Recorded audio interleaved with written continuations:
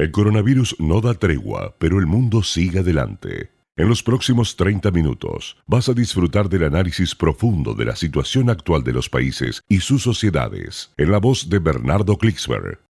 Esto es Klicksberg en tiempos de pandemia. Estimados amigos de Radio High, Klicksberg en la pospandemia, estamos con ustedes compartiendo reflexiones juntos en esta gran radio, la primera radio judía en idioma español, Radio High, producto del genio y de la capacidad infinita de hacer cosas de Mickey Sturman, con ese pilar fenomenal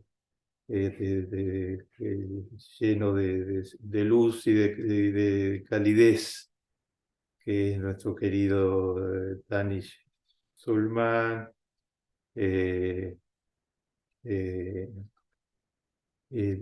Danish Sulman, y acompañados de Rocío González, esta excelentísima periodista joven, llena de potenciales y de talentos.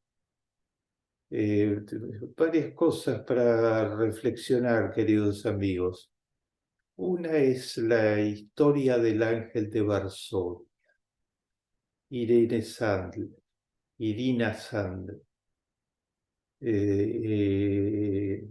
Se acaba de volver a reeditar una película documental dedicada a su vida, que se llama así El Ángel de Varsovia.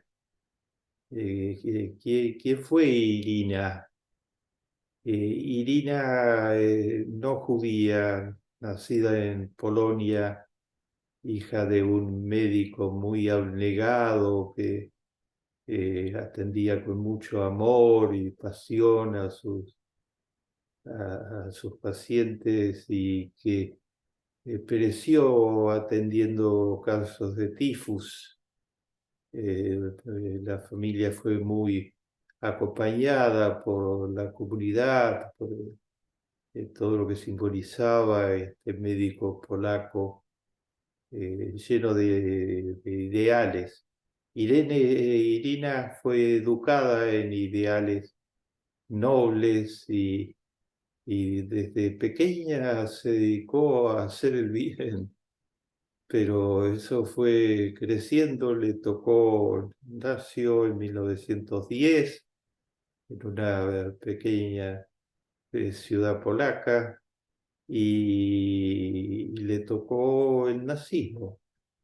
Le tocó una de las catástrofes mayores de toda la historia del género humano, una catástrofe moral, una catástrofe que dio lugar a una nueva palabra en el diccionario, una palabra maldita, que es genocidio, de intentar exterminar a todo un pueblo, independientemente de ninguna consideración, no por razones bélicas, sino por considerarlo un grupo de parásitos inferiores que debían ser exterminados para que la raza aria se hiciera cargo total de la dominación mundial.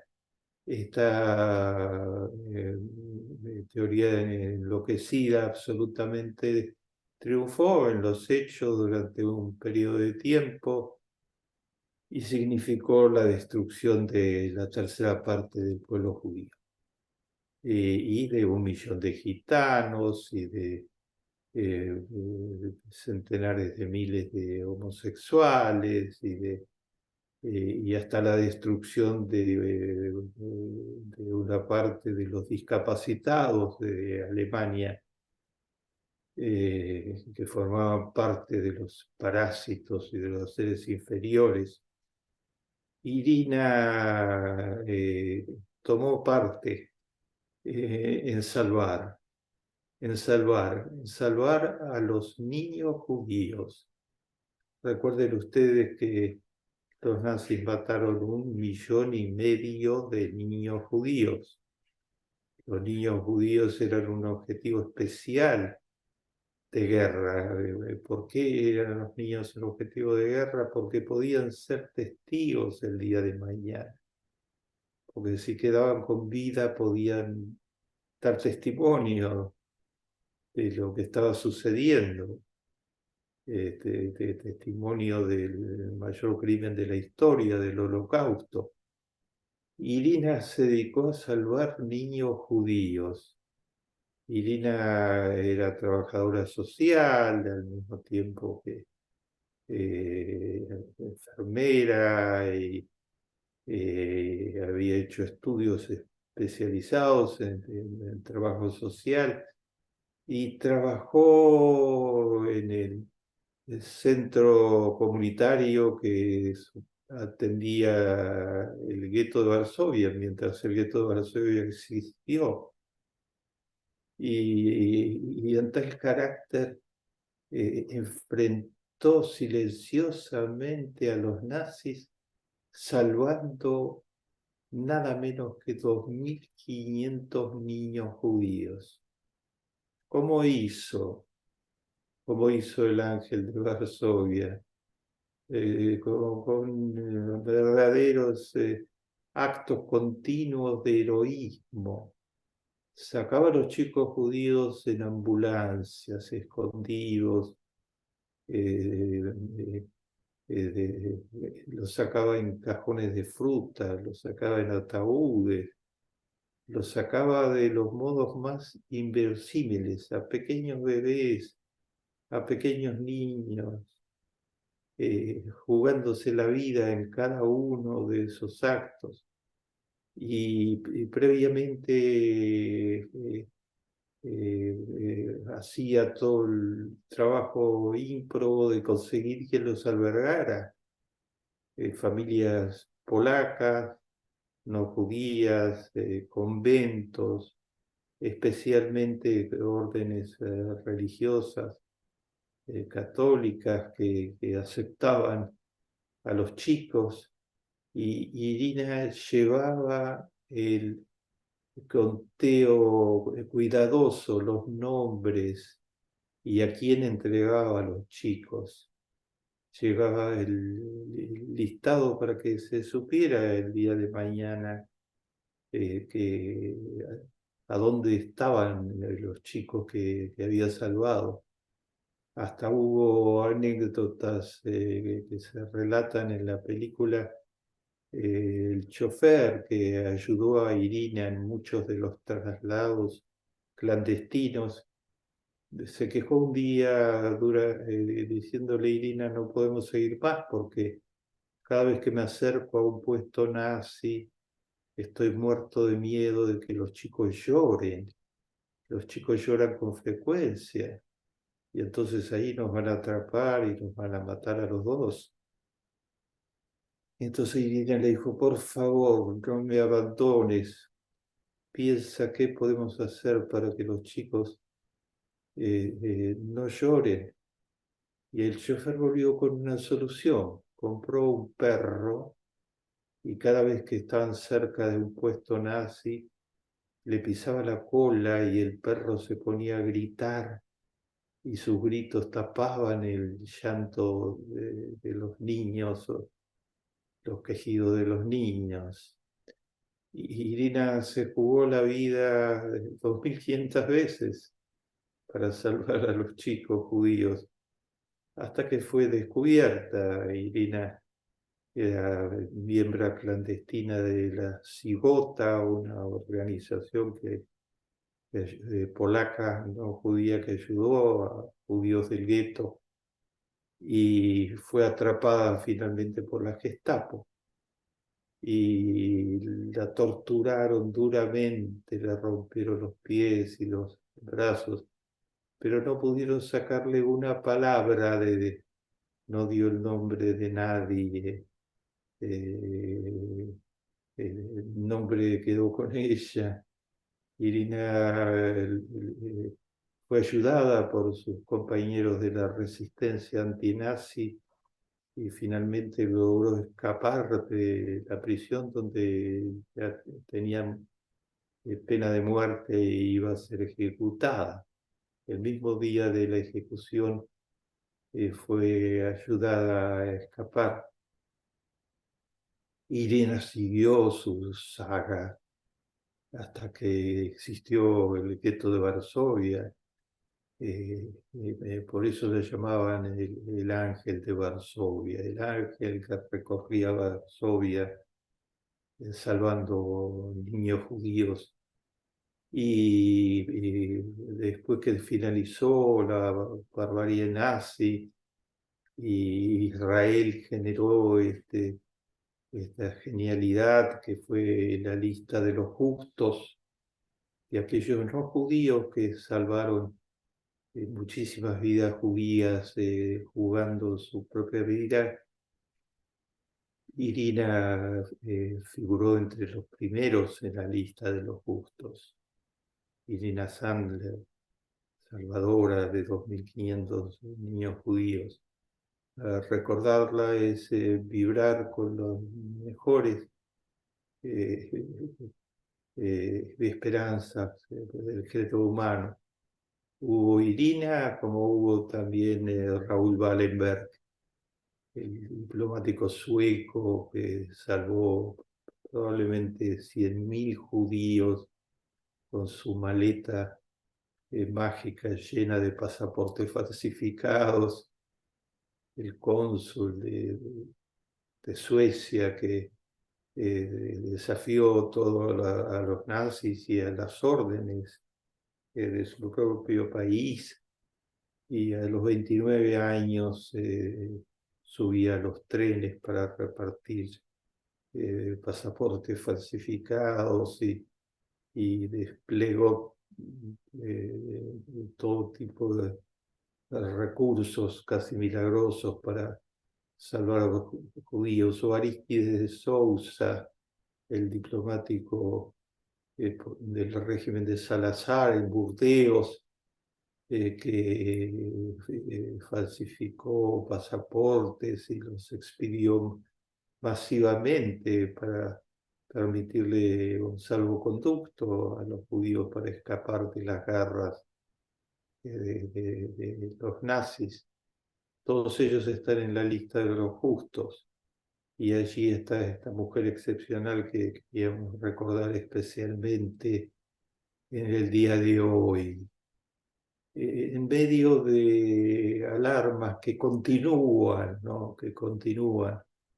Los nazis alemanes, el partido Alternativa por Alemania, ganaron una elección regional por primera vez hace pocos días, y después de eso que les mencioné en la última audición, ganaron una diputación también.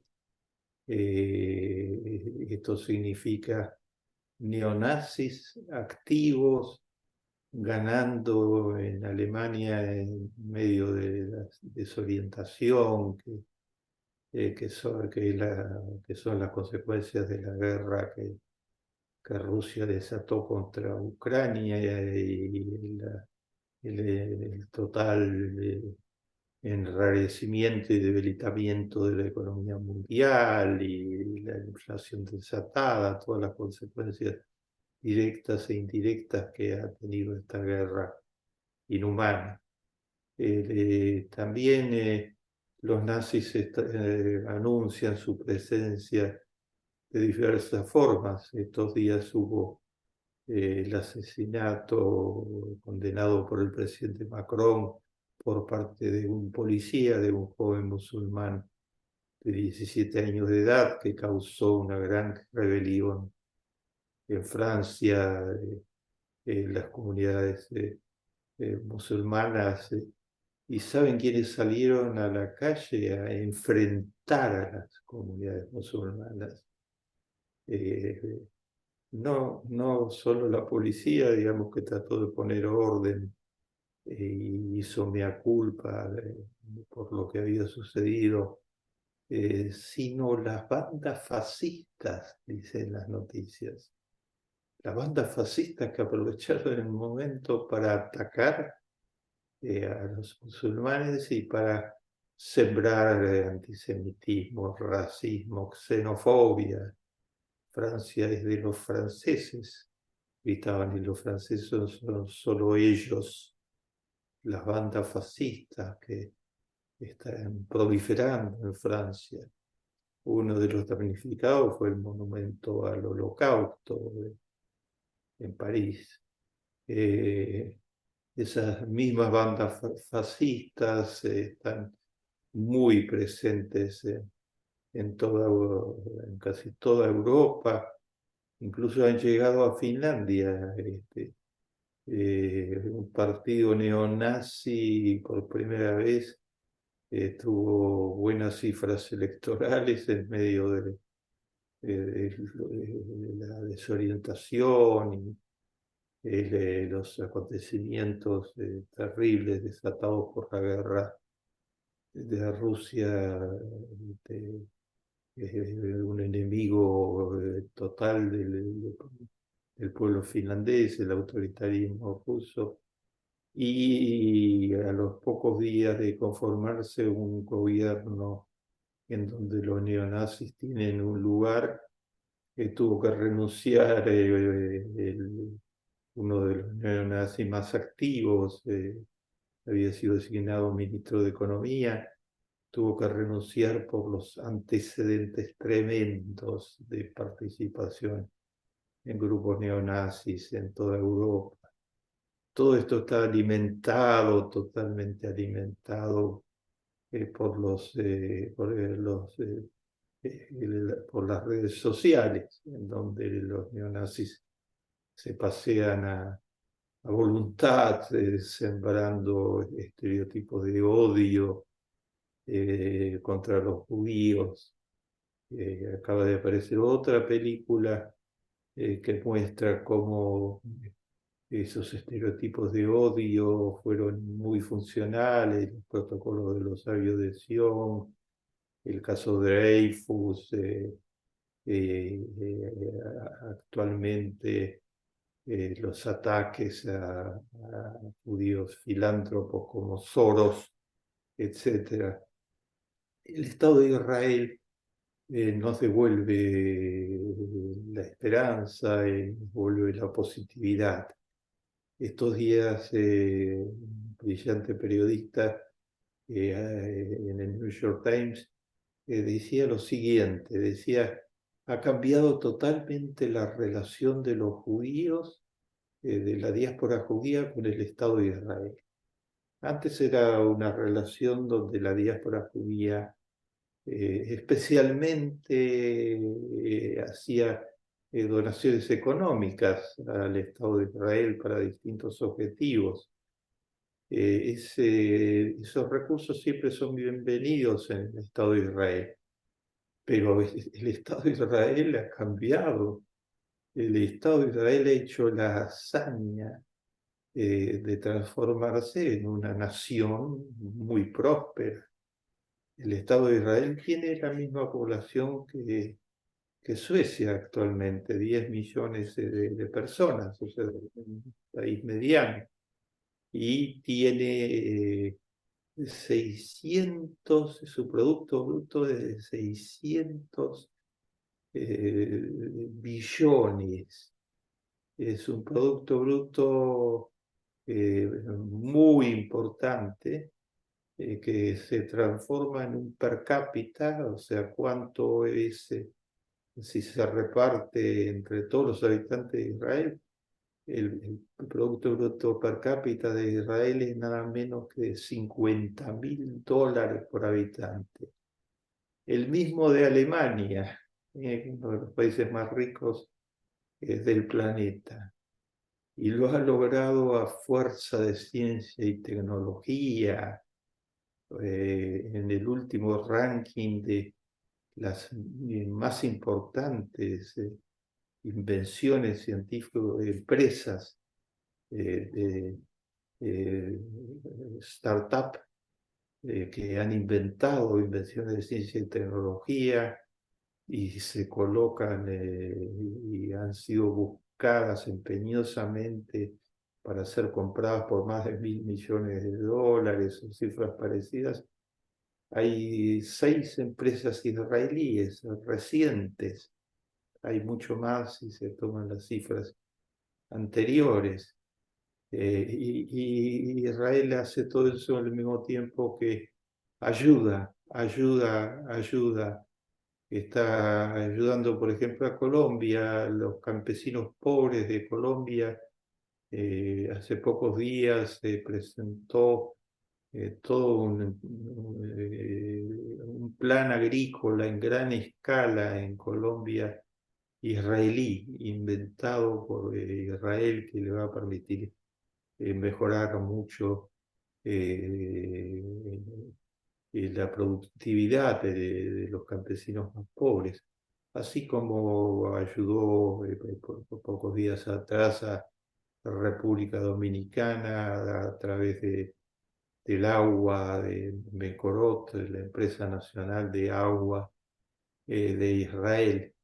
Y Israel, que está desparramando en el mundo entero sus invenciones médicas, está con avances muy importantes en la lucha contra el cáncer.